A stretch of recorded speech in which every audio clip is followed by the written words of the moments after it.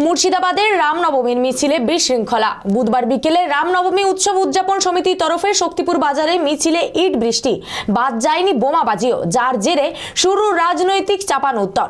তৃণমূলের প্রধান উপপ্রধানের নির্দেশেই এই ঘটনা ঘটেছে দাবি বিজেপির। মুর্শিদাবাদের ঘটনা পূর্ব পরিকল্পিত, পাল্টা তৃণমূল।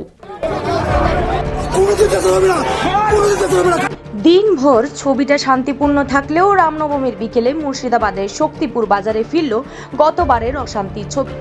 ইট বৃষ্টি থেকে বোমাবাজি বাদ গেল না কিছুই। ভাইরাল হয়েছে সেই ভিডিও।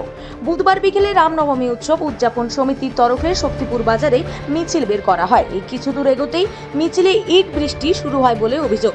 পাল্টা মিছিল থেকেও ইট বৃষ্টি শুরু হতে সংঘর্ষের পরিস্থিতি তৈরি হয়। এমনকি বোমাবাজির মতো ঘটনাও ঘটে। বেশ কয়েকটি দোকানে ধরিয়ে দেওয়া হয় আগুন। ভাইরাল ভিডিও দেখা যায় মিছিলের শুরুতে অনেকেরই হাতে অস্ত্র, আর তারপর শেষে বোমাবাজি। পরিস্থিতি নিয়ন্ত্রণে আনতে কাঁদানে গ্যাসের সেল ফাটায় পুলিশ, করা হয় লাঠিচার্জও। ঘটনায় আহত হয় বেশ কয়েকজন।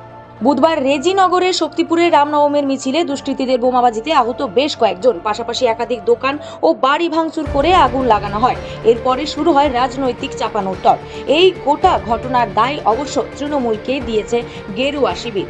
বিজেপির রাজ্য সভাপতি সুকান্ত মজুমদার জানান, তৃণমূলের প্রধান উপপ্রধানের নির্দেশে এই ঘটনা ঘটেছে।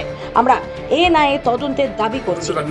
দেখুন, তৃণমূল প্রধান উপপ্রধান এদের এবং ওখানকার যে বিধায়ক, সেই তাদের অঙ্গুলি হেরালে পুরো বিষয়টি ঘটেছে। আমাদের কাছে খবর আছে। তৃণমূলের পেছনে আছে উদ্দেশ্য একটাই, সেটা হচ্ছে মাইনরিটি ভোটকে কনসলিডেট করা। এবং সেই ইচ্ছে নিয়ে তৃণমূল কংগ্রেস এই প্ল্যানিং নিয়ে বহু জায়গায় চেষ্টা করেছিল, সব জায়গায় সফল হয়নি।